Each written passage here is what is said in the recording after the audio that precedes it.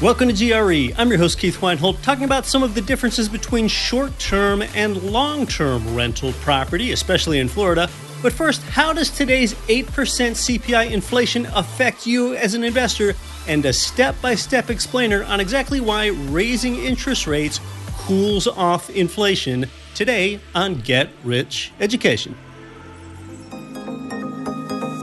Hey, my friend Damian Lupo informed me that checkbook IRAs have been made illegal by the U.S. tax court. If you have a checkbook IRA, your holdings are now disqualified, with taxes and penalties up to 50%. But don't panic. Damian and the EQRP company can fix this. Those IRAs can be converted into EQRPs, retroactive to last year, getting those tax deductions and reducing your taxable income. This way you can invest your 401k or IRA in real estate, Bitcoin, gold, and even your own business. Whether you're a full-time investor, retired, or a dentist with dozens of employees, if you're listening, you qualify. The EQRP works. It's the solution, and it helps you control your money, kill UBIT, and help you pay way less taxes.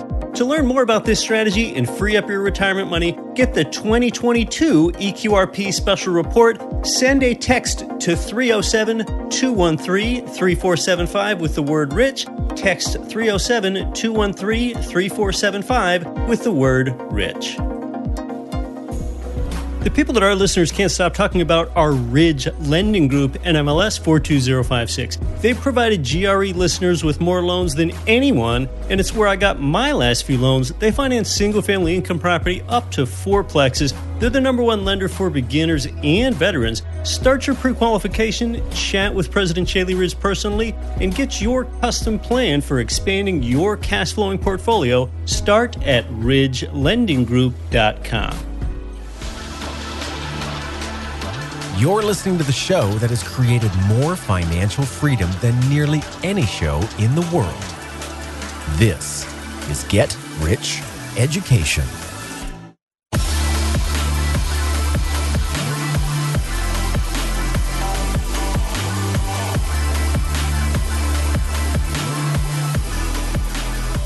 Welcome to GRE, from Lancaster, England to Lancaster, Pennsylvania, and across 188 nations worldwide. I'm Keith Weinhold. This is Get Rich Education. You know what we are, devotees of around here. It is the most durable and proven asset class of them all. No, we don't collect vintage Cabbage Patch Kids. We don't speculate on meme coins or participate in the stunningly rapid rise of sports gambling. Now, you might do some of those things for fun, but we don't have the illusion that those things are going to build durable wealth for us. Personally, if you're a follower here, you have not sold a kidney for Dogecoin. You're also not the type that's going to wake up one day and ask yourself, what am I doing with this $300,000 digital portrait of an ape? Because you probably did not buy one in the first place. If the foundation of your investment portfolio is built around something where one Elon Musk tweet can make the price rise or fall 10%, you better check yourself. Chances are that is not you if you're a GRE listener here. Yeah, you and I are real estate investors, especially for the production of cash flow. Hey, the Wall Street Journal and Zillow, they recently reported that last year homeowners made more money on the appreciation in their homes than they did from their job, their full-time job all year. Yeah, a $52,667 equity increase in their home versus just $50K from their job. Gosh, I'll tell you, I would say that gives a new meaning to the term household income right there. Now, those results, they're not going to hold up over the long term, but gosh, that really is astounding. Now, anymore, does it seem like inflation is one of the few things that is still made in America, or what? At 7.9%, it is at the highest level in more than 40 years. Yeah, more than 40 years. That's right. We're talking about disco era highs here. I'm just going to call it 8%. And by the way, there is no sign that inflation has peaked yet either. We don't know where the top of this is. So the Fed recently announced that they're going to raise interest rates. All right, that's happening, and it's happening for the first time since 2018. It's been that long since this has happened. And understand, it's going to be difficult for the Fed to implement enough interest rate increases to quell this inflation, but yet not have so many of these increases that it's going to cause a recession. And you've seen substantial price hikes in everything from food to rent to airfare to cars. And then higher gasoline prices, they're sort of like this national billboard for inflation. And now we have this war in Eastern Europe, and historically wars are a precursor to inflation. Now, the United States is not directly involved in Russia's barbaric invasion of Ukraine, but understand that all those events, they haven't even been factored into that 8% inflation figure yet. And a conflict like this is making shortages of petroleum products and wheat and other commodities, and it's making them more acute. And this will likely help press inflation up to 9% or 10% in the next few months. That is what I am expecting. But let's just take a look at what we have right now. Understand what 8% inflation means to you as a consumer and a citizen and an investor. Okay, let's say that you earned $1 1 year ago, and then you put that $1 bill in your wallet. And that dollar bill is still there in your wallet. Well, that dollar only has about 92 cents of purchasing power today. And at this rate, 1 year from today, if you just continue to keep that in your wallet, it's only going to be worth 84 cents. Yeah, and inaction, in passivity like that makes your wealth disappear. I've got a new paradigm for you here. Understand that in order for you to avoid losing your prosperity, this means that you now have to earn your money twice. The first time is when you work for it, and the second time is when you invest it to beat inflation. Now, if you're a successful entrepreneur or lawyer or medical worker, or you're a corporate executive or an accountant or a dental assistant or a food server, well, if you're already successful doing that, why is it now imperative that you become a strong investor? I mean, why can't you just work for 30 or 40 years, and during that time you save a lot of money, and then when you retire, why can't you just live off the money that you save for the rest of your life? The answer to that question is inflation. That's why you can no longer do that. It's because fiat currency's store of value is broken. You need to get into assets. If you just work and store what you have, it's going to continue to be eroded. And yeah, I know it feels wrong. There's one prominent freedom advocate that sums it up really well, Robert Breedlove, and he says, inflation is legalized counterfeiting. Counterfeiting is criminalized inflation. That's the end of the quote. All right, now, even if you move your money from savings into investment assets, today's 8% inflation, that turns on some performance pressure to a lot of everyday investors. And I can't even believe how many people fail to consider this. If you bought Starbucks stock for $100 1 year ago, and it's still worth $100 today, well, you aren't even. Your prosperity has been diminished 8%. What if you bought Bitcoin for $50,000 1 year ago? Well, it would have to be worth 8% more. It would have to be worth $54,000 today just to break even, because you're denominating your prosperity through Bitcoin in dollars. And inflation erodes the value of your real estate equity as well. This is why I often suggest converting equity to either debt or to cash while you still keep the property.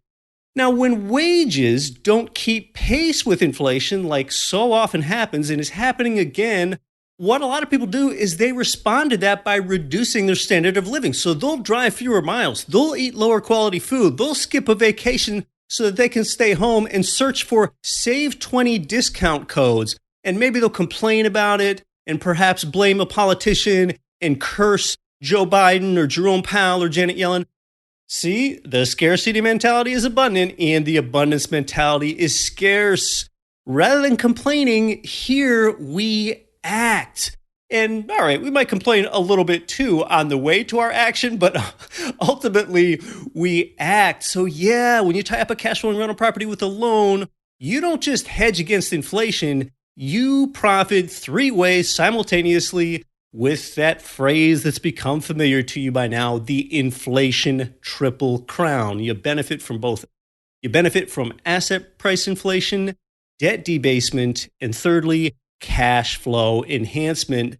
And what does inaction lead to? I think you can make the case that inflation, it's actually been a substantial contributor to the degradation of the American family. Yeah, I'm taking that far. And see, here's why. Most workers, they're just happy to get a nominal wage increase, like say a 5% pay raise. If they get that 5% pay raise, they're happy. They don't even seem to know or care when inflation's 8%. And they really just got a 3% pay cut right there. That's what actually happened. Over time, when wages don't keep up with inflation year after year, decade after decade, and this is a condition that accelerated in the 1970s when the dollar was depegged from gold. Back then, in the 1970s, one parent could typically support a family of four. Today, it's more likely that two parents' incomes are necessary to support a family of four. Yeah, see, when inflation is higher, wages tend not to keep up, and this even contributes to a breakdown in the American family. You don't have one parent home with the kids as often anymore. If that's important to you, don't let that happen. Instead, act. So now that the Fed has raised interest rates for the first time since 2018, in order to quell inflation, understand that this hiking of rates, that is their top tool to restrain runaway prices, to cool inflation. They're pulling back all of that cheap money. But how does this actually work? And this really is not obvious to most people because it's indirect. So let me give you this 6-step explainer on how higher interest rates tend to cool the rate of inflation. So here's how that works. Higher interest rates create higher borrowing costs for businesses and for you as well. And that means that companies are going to be less likely to expand to new locations or buy equipment. And you yourself then are less likely to buy a car or a boat. In turn, secondly, fewer items get produced then because there's less demand for those. And that's whether it's roof trusses or iPhones or tractors or cars or lettuce. Fewer of all those things get produced, less construction takes place, fewer services are needed. And that leads to step 3, which is less hiring. There's a reduced demand for labor. If interest rates are too high for too long, a recession and layoffs can occur.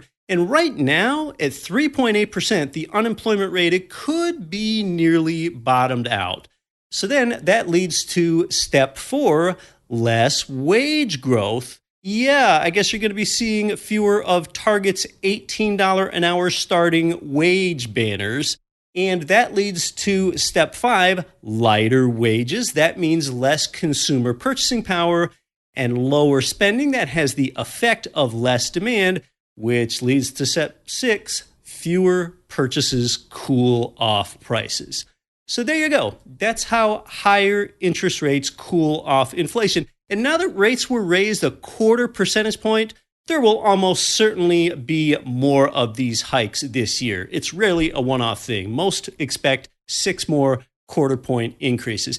And let me clear up another common misperception here. The federal funds rate that I've been talking about here, that directly affects short-term interest rates, but not long-term rates, not 30-year and 15-year fixed rate mortgages. 30-year and 15-year mortgages, they more closely track the yield on the 10-year Treasury note. That's what you want to look at if you want to see what's going to happen to 30-year and 15-year rates. So with an increase in short-term interest rates, like what this higher Fed funds rate has the effect of doing, is that it makes home equity lines of credit and credit card rates, expect those to go up a 0.25 point. A softer impact is felt on new automobile loans. When it comes to something like federal student loan rates, they are fixed, so they're not going to be affected immediately. Private student loans could be a different story if their rates float. But what about the flip side here? We're talking about debt all this time. With several of these rate increases, could old-fashioned savings accounts finally pay a better yield anytime soon? No, not noticeably. They're not going to do that noticeably. They're only going to move sluggishly, and even then, only modestly. My goodness, hopefully your online savings account with their 0.5% yield, stop calling them a high yield savings account. It hasn't been, and it's not going to be again anytime soon. Now, normally, interest rates are higher than inflation, but they have got a lot of catching up to do with inflation double of mortgage interest rates. So even though those long-term 30 and 15-year mortgage rates are not directly tied to the Fed funds rate, it is pretty likely that they are going to go higher, though. And you know what typically happens to real estate prices when mortgage rates rise, right? When mortgage interest rates go up, what happens to real estate prices? They rise. Yeah, that's exactly the opposite of what most people think, but if you've been listening to me for a while, you already know this and you already know why. In fact, as a longtime listener, you know that the last 6 times that mortgage rates rose 1% or more, yes, that has happened 6 times since 1994, home prices rose all 6 times. That's what I've been telling you in the past. You know what? That is no longer true. And the reason for that is because mortgage rates have now risen more than 1% from their all-time low last year. Okay, so it's happened a 7th time. All right, mortgage interest rates rose 1% or more a 7th time since 1994, including just last year into the present. Oh, and you know what's happened since last year? Yep, home prices rose again. So it's no longer 6 times, it's 7 times now. The last 7 times that mortgage rates rose at least 1%, home prices rose every single time. We're in the midst of that 7th time right now. And if you're a new listener and you haven't heard me discuss that before, I'm not going to repeat it all. You can go back and listen to me discuss that here on the show several months ago. But the short story is that when interest rates rise, that is a confirmation that the economy is doing really well and GDP growth is healthy and people are employed and the unemployment rate is low. And overall, home prices rarely fall. They are what some housing experts, you'll hear them call this downside sticky. Sellers would rather withdraw from the market than sell property at a loss. On a nominal basis, home prices rarely fall, but they sure can, and they sure will sometime again in your lifetime. With those extraordinary events that took place in 2008, with the consequent drop in housing value amidst the global financial crisis, what do you think interest rates did then? When housing values fell during one of those rare times, what did interest rates do? They fell as well. Yeah, lower prices correlated with lower mortgage interest rates. Again, it's just the opposite of what most people think, because when rates are being cut, that's indicative that people are struggling and the economy needs help. Well, hey, a guest and I are about to discuss the differences between long-term rentals and short-term rental properties, some of the trade-offs there, and what's happening in the Florida real estate market today. And Florida is obviously such a hot investor state. I've made no secret that it's a state that I personally invested in substantially over the past few years. Coming up on next week's show, macroeconomist Richard Duncan returns to the show to talk about the prospects of an American economic recession in the future. If you want to be sure to hear that episode, if you haven't already, go ahead and hit the subscribe or the follow button on your podcatching device. I would appreciate having you as a regular listener. I'm devoted to expanding your knowledge base on all things real estate investing. But this week, it's long-term rentals and short-term rentals in Florida. Straight ahead, I'm your host, Keith Weinhold. You know, a lot of investors choose either cash flow or home price appreciation, but one real estate market could provide both: Jacksonville, Florida. They've got 27% lower home prices and higher rents than the national median. Their market has appreciated 34% more than other comparable cash flow markets over the last 30 years. Get positive cash flow today and above average appreciation for tomorrow. They often have available inventory in Jacksonville, if you can believe that. Start at cashflowandgrowth.com. You can get a 50-year-old house somewhere or buy a new one directly from the builder with tenant resilient amenities already built in. With over 3,000 Florida units at different construction stages, they are exclusively for investors. President Wagner and Alaska and team also invest strongly in their own product. That's belief. Start at buildtorentdirect.com. That's build the number 2 rentdirect.com or text 407-927-5074.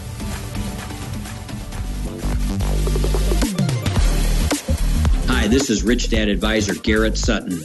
You're listening to the always valuable Get Rich Education with Keith Weinhold. Don't quit your daydream.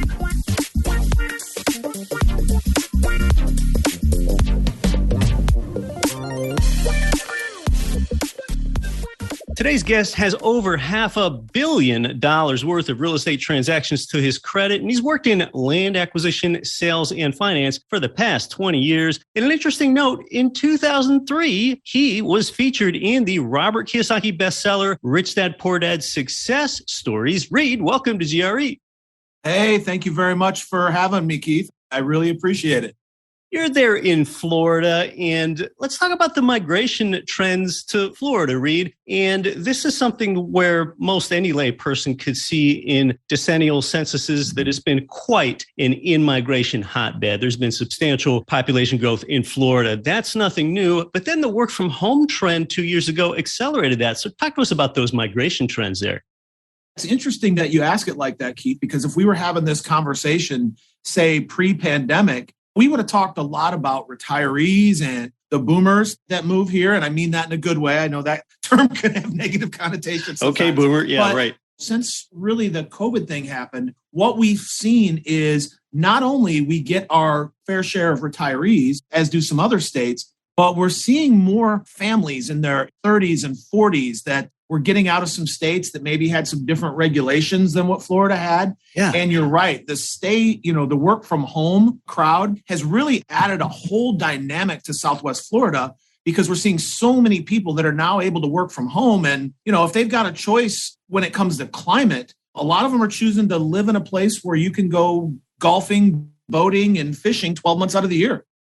It's funny, a lot of these work from home trends exist prior to a pandemic, but it's only with a pandemic when you had to work from home. It's become obvious to everyone that that's something that you can do. Within Florida, you work in a fairly specific geography, southwestern Florida. And the way I think of southwestern Florida, if you, the listener, can picture it in your mind's eye, in west central Florida, you have the Tampa-St. Pete metro. And if you would go south along the coast, the next major metro center that you hit is Sarasota. You go further south, then you're into what I will call the combined Fort Myers, Cape Coral area. And then if you go even further south, you're into Naples. And if you go substantially south of Naples, you're really into Everglades National Park. So talk to us more broadly about that Southwest Florida area and then specifically where you operate.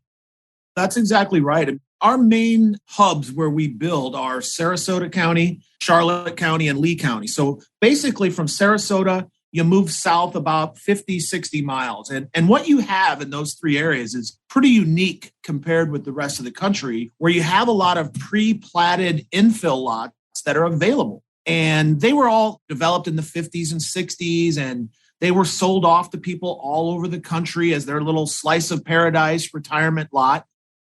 One of the challenges and one of the things that makes my job fun is we reach out to these thousands upon thousands of people who own these lots, and we're able to purchase these lots. And we're in a market that is growing because of the migration trends we were talking about. And our economy has been so robust over the last, say, 12 to 15 years. There's plenty of jobs. Like we talked about before, there's a lot of people who choose to live in Southwest Florida and work from home. And again, we do have our fair share of retirees here. So we're in an area where properties are affordable and work is plentiful. Oftentimes, that trend in real estate is reflected in appreciation, which has been a nationwide trend, historic appreciation faster than we've had in decades. Talk to us about specifically the appreciation on those areas of Southwest Florida that you're working in. The last 2 years has been tracking about 12 to 15%, depending on whose stats you're looking at. It can vary just a little bit. I think that'll continue for another year or two, that double-digit appreciation, because over the last 2 years, we've had a lot of people move to Florida from within the United States, where some of these other countries were still a little bit on lockdown. We are a major vacation and retirement area for a lot of people from Germany, the UK, and Canada, and they're still kind of locked up at this point. I do anticipate over the next couple of years, we're going to see a lot of people relocate from these other countries to Southwest Florida because, heck, they can work from home in Florida and have a job in Canada or Germany or England. I see that continuing for a couple more years. And then I think it levels back out to our normal appreciation, which is 6, 7, 8%, kind of your typical Florida number. And I anticipate that to start in maybe 2024, maybe 2023. It really just depends on a few other factors. There sure are a lot of factors there. Mortgage interest rates, if builders can catch up and get us out of this deep supply hole that we're in nationally, and more to temper that future appreciation. As real estate investors for the production of income, however, oftentimes we're more invested in the rent income that can be generated. And when it comes to comparing appreciation of a property versus the rent income that a property generates, I see rents as being fairly inelastic. They don't move around too much. Now, we have had some pretty good national rent increases recently, but even in a recession, you often don't see rents drop, speaking to its inelasticity compared to appreciation. So talk to us about what you're seeing for rent amounts and rising rents. They definitely have gone up over the last 2 to 3 years. As an example, kind of our staple property is a 1,548 square foot floor plan. 3 years ago, it was renting for a little over $1 a square foot. We were getting $16 to $16.50 per month. Now that same property is getting $19.50 to $2,000 a month. We've seen about a 20% increase over the last couple of years, and we still have demand way exceeds supply. That's a better conversation with our property management company, who I can introduce your clients to once we begin a conversation. But I don't see that falling off at all. If anything, I think there's a lot more room to the upside on that. So most of my clients are seeing $250 to $300 a month positive cash flow on a brand new construction property. And that's pretty hard to beat. That is really attractive in a long-term rental. And me, with my own portfolio during the global financial crisis, those years, 2008 to about 2010, I did not decrease my rents at all. I didn't have to. I still had demand for rents back during that time, just speaking to its inelasticity. So talk to us more about that demand and the rising demand that you've had there. And really, what are some of those amenities from the tenant side that tenants are really looking for, whether that be infill lots or new versus existing construction or size and square footage? Talk to us about what tenants are looking for. Well, we've seen a couple of different trends emerge. We're seeing that the tenants want a little bit more square footage. So we've added a couple of additional floor plans to our line, one around 1,700 square feet and one around 19. And I think it is that work from home trend. They need that either fourth bedroom or den as a home office. So we've started to build some larger square footage single family properties. Also, we've added some multifamily to our portfolio where we're doing some duplexes. Now, we do primarily single family, but we mix in duplexes when we can find the land. But the tenants love the infill lots. I do a couple of different things with the company. Number one is I identify and acquire all of the scattered building lots that we build on. And then I work with the investors on the backside. The criteria I look at when we're buying land is a couple things. Number one, we make sure there's no environmental problems with the lot. Florida has some endangered species. We've got to make sure that they're clean of those. The second thing I look at is the ratio of renters to homeowners in these infill neighborhoods. And we only buy land where the ratio is 80% homeowners or above. That's great. So we don't build rental communities per se. We kind of intersperse rental properties on different blocks. And then the third criteria I look at is proximity to things that they need every day. The main one I use is Publix is our main grocery store in Florida. So all the land that I buy is going to be somewhere 10 minutes or less from a local Publix, from a Walgreens, from Home Depot. Those are the types of things I look at when I buy out-of-state properties. You know, obviously in Florida, I know this market like the back of my hand, but if I were to buy a property in Iowa, I would want to know what's the major grocery store chain and how close can I be to it? Because we all forget something and we need to run to the store 10 minutes before dinner's ready. It's good when it's close by. It's good when it's close by. These days, a property might just rent out quickly anyway. But you as a real estate investor, you need to think about buying for the long term. Maybe the demand won't be as high as it is now, say 4 years from now. And when you're a long-term property owner and demand settles down, you still want to have proximity to something like that grocery store where there can be durable demand. And the rising demand sure has been there. I've even made the case that potentially a homeowner or a renter would be more likely to put a greater proportion of their income toward housing today than they would have just 2 or 3 years ago. And why is that? That's because all types of housing have rising utility value. Utility meaning usefulness. And what I mean is 2 or 3 years ago, people weren't working from home and exercising from home and homeschooling as often and having an at-home garden. So this increased utility value or usefulness of a property really helps float values and rents at the same time. The other thing we've noticed is tenants love brand new properties. Keith, for your investors that work with you, one of the great things about doing new construction rentals is a lot of times the exit strategy is built in because the typical new construction tenant stays about 5 years. Yeah. And I've tracked this about 30% of the time, that tenant calls up the owner of the property and says, hey, I've been here 5 years. Would you consider selling me this property?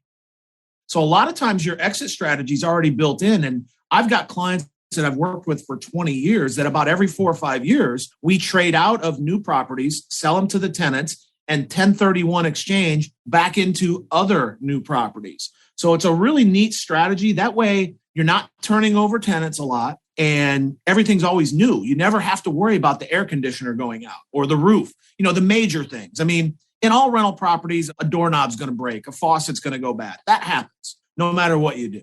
But in new construction, you can avoid all those big capital expenditures that really can eat into your ROI.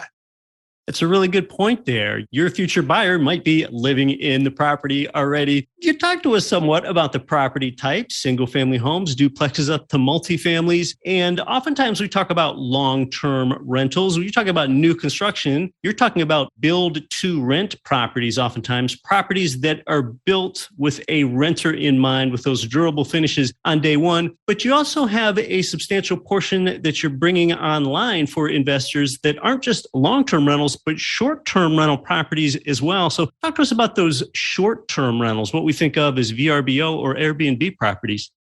It's a really underserved market in Southwest Florida. We are a major vacation destination because of our beaches and our golfing and our minor league baseball and all the different things that we have to do here in Southwest Florida. And really, this came about by accident. So many of the clients that I've worked with have came to me and said, Reed, I love these long-term rentals. These are fantastic. But I want a place where I can come visit my rentals a week or two out of the year and then use it as like you said, an Airbnb or a VRBO. So we've created a product that's a little bit bigger. It's around 2,000 square feet. It has a swimming pool because in Florida for a VRBO or Airbnb, you wouldn't really want to try to do that without a pool. I mean, that's why people come to Florida, is for the sunshine and to hang out in the pool or in the ocean. Right. So yeah, we are developing a product for some clients. We'll probably release 3 to 5 per month, starting in probably November-ish in that ballpark. But they are going to be geared towards the short-term rental, the VRBO crowd. So I've had a lot of clients go ahead and get on our waiting list for that while they're doing some of the long-term rentals. That way they've got a vacation place. It's going to make them a little bit of money, and they've got a fun place to come hang out for a couple of weeks. And that way an investor can be diversified. Short-term rentals, probably not as recession resilient as the long-term rentals are. But yeah, in the long-term rental world, they often say pools are for fools because there's quite a bit more to maintain there. And you probably don't get very much more in rent. But in a short-term rental, when you have a couple that's visiting from Wisconsin during a winter weekend, a pool really matters. That's an amenity they would really want in a short-term rental.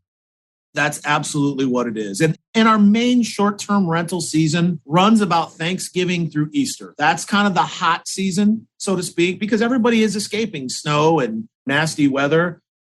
The summers are good. The people who live in Florida love the summers here because that's when the fishing is the best. You really make your money November through April on your short-term rentals. And then in the summertime, you take what you can get, but it can be very profitable. And like I said, it's a place people can come visit when they want to get away from it for a week or two. Yes, one should surely expect more seasonal fluctuation in their occupancy rate if they've got short-term rentals rather than long-term rentals. One thing that people ask before getting into short-term rentals is, what does the management look like? Because in long-term rentals, management is often 8 to 10% per month. But with short-term rentals and how that's more intensive with doing the turnovers, can you talk to us about the price and the amenities and what services are offered for short-term rental management? Yeah, short-term rental management, it's a lot more labor intensive. That's why it's a little more expensive. So it typically runs about 20%. The short-term tenants, you charge them a cleaning fee and things like that. And that's what the manager does. He gets to the property, opens it up for them, gets them the keys, gives them a quick introduction on how everything works in the house. And then the people stay there. And then when they leave, he'll do a quick walkthrough and then hire a cleaning company to come back out. And that gets charged to the tenant, not to the owner. But, you figure a typical week in Southwest Florida and a property like that's going to be $4,000 to $5,000 is what you'll be able to charge for rent. And then the management fee would come out of that. 20%, that's really not that much as a short-term rental management fee. You mentioned how some of those fees are built into a cleaning fee for the one that stays there. Are there any other expenses that go along with that, Reed? You're going to have your lawn maintenance. And in Southwest Florida, $80 to $100 a month, depending on the size of the yard. They'll trim the bushes and do what needs to be done. So you'll have to factor that in, when we do pro formas. And we will be producing some pro formas once we're a little closer on these short-term rentals, being able to release them. And we'll have all of that bundled as a package that clients can go ahead and say, yes, just put me in the bundle package, so to speak. Or if they want to manage it themselves, that's fine. Also, I do have clients that manage their own, but I think for people that live a little further away, it's just easier to kind of tie into the system and kind of go with the flow that way. And of course, there are other things to consider if you, the listener, are thinking about getting into the short-term rental market. Of course, in your long-term rentals in a single-family home, the tenant is going to have the utilities in their name, and you sure can't expect every Airbnb guest to call the electric company to get the utility put in their name. So those utility expenses will be borne on you. Utilities, cable, internet, things like that. So a couple $100 a month more. Your typical electric bill in Florida runs $130 to $150 per month in that ballpark. Obviously, internet and Wi-Fi, maybe that's another $80 or $100 bundled with one of the providers. All right, so you have long-term rentals available here in the near term for investors and then short-term rentals a little bit further out. You talk to us about some of those property sizes. Why don't you talk to us about that some more and the property types that you might have availability with soon and just what some real-world prices and rents are right now? Right now, I talked about a couple of different sizes on the single-family floor plan. So it ranges from 1,500 to 1,900 square feet. They're all on quarter-acre lots. So when these were pre-platted, as I spoke about earlier in the 50s and 60s, the majority of lots that we build on are 80 by 125. So they're 10,000 square foot lots. So just a hair under a quarter acre. Same way with the multifamily, the duplexes, they're on quarter-acre lots as well. Everything's going to have LVP flooring or tile flooring, granite countertops, stainless steel appliances. We do 9'4" ceilings in all of our houses. So it's not a cookie cutter house. It's not a custom house. It's somewhere in the middle. They're beautiful. They're very nicely done. So the pricing can range from the low 300s to the low 400s, depending on the size and the location. In terms of rents, our smaller properties right now are getting about $2,000 a month. Our larger properties are getting about $2,300 to $2,400 a month.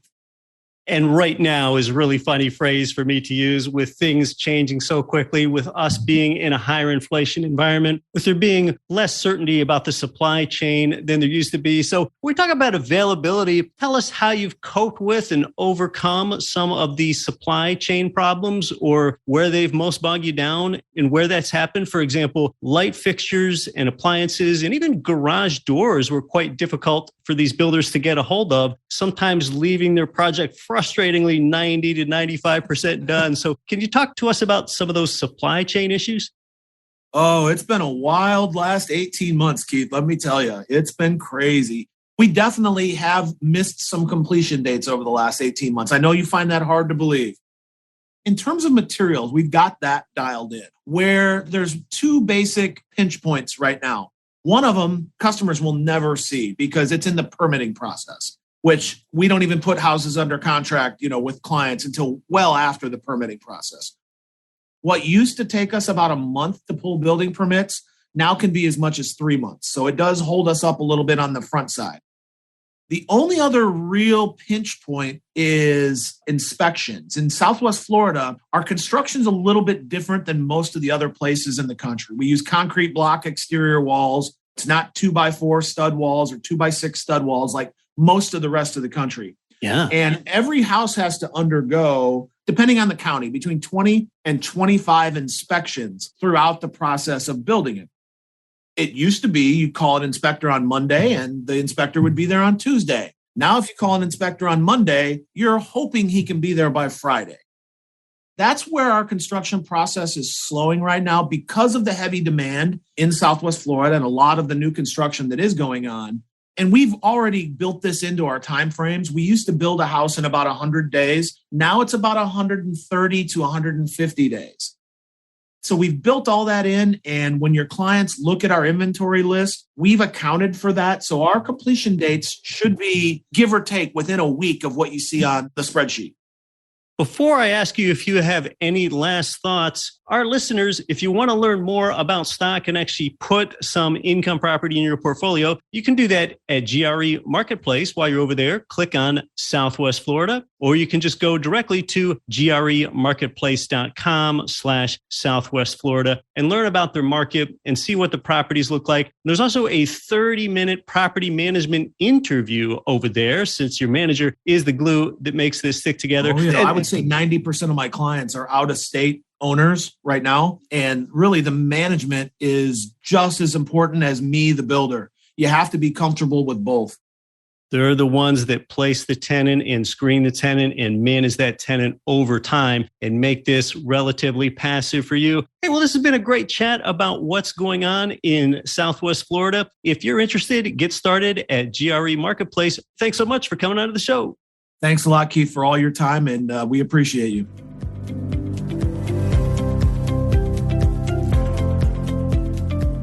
To review some of what you've learned today, you learned more about how high inflation affects investors. You learned why higher mortgage interest rates actually correlate with higher home prices, not lower ones.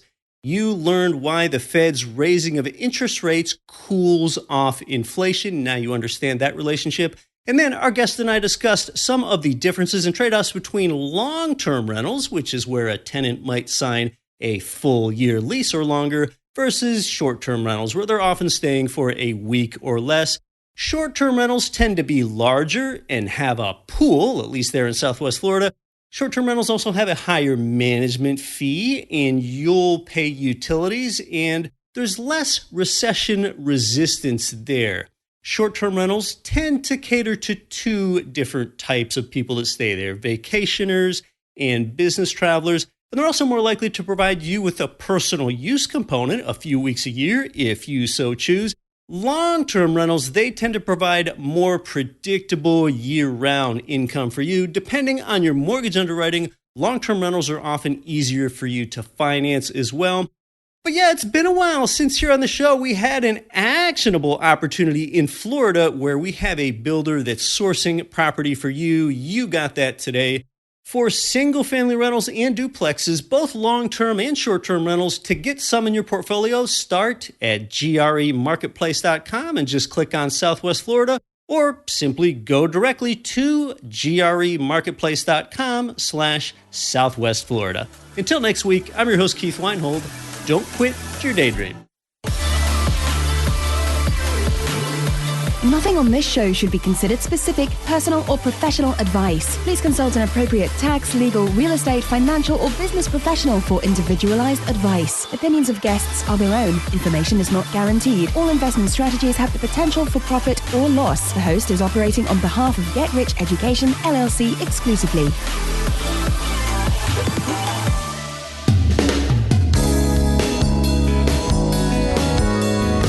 The preceding program was brought to you by your home for wealth building, GetRichEducation.com.